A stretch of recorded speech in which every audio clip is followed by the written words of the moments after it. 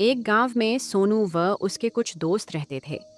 एक दिन ऐसे ही उन सभी के बीच भूत की बात छिड़ गई। इस दौरान सोनू ने बिना डरे कह दिया कि भूत जैसा कुछ नहीं होता। तभी सभी दोस्तों ने उससे कहा कि ऐसा है तो क्या तुम इस बात को साबित कर सकते हो कि तुम्हें भूत से डर नहीं लगता। उसने कह दिया, हाँ बिल्कुल। गांव में इस दौरान ऐसी बातें चल रही थीं कि पास के ही श्मशान घाट में लोगों को भूत नजर आता है। तभी एक दोस्त ने कहा कि ठीक है, तो तुम रात को श्मशान घाट जाओ और वहां जाकर कील गाड़ कर आ जाना। फिर सुबह सब मिलकर उस कील को देख कर आएंगे। इतना तय होने के बाद सोनू श्मशान घाट के लिए निकल गया। रात काफी काली थी, क्योंकि वो दिन अमावस्या का था।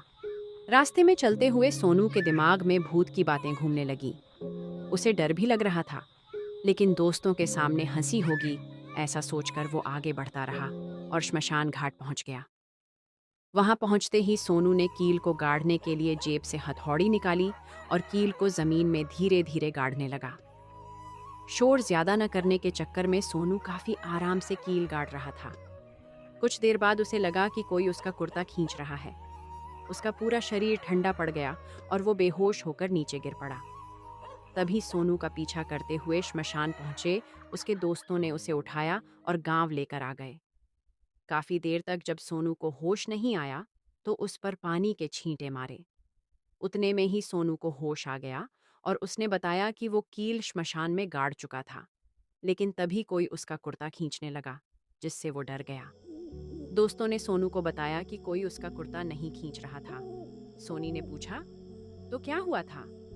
तब उसके दोस्तों ने बताया कि जिस कील को जमीन में वो गाड़ रहा था, उसी के नीचे कुर्ता भी दब गया था। इसी वजह से उसे लगा कि कोई उसका कुर्ता खींच रहा है। अपने डर की वजह से शर्मिंदा होते हुए सोनू ने अपने दोस्तों से माफी मांगी, लेकिन उसके सारे दोस्तों ने मिलकर उसकी हिम्मत की खूब तारीफ की। कहानी से सीख, आप जितना डरेंगे, आपको डर उतना डराएगा।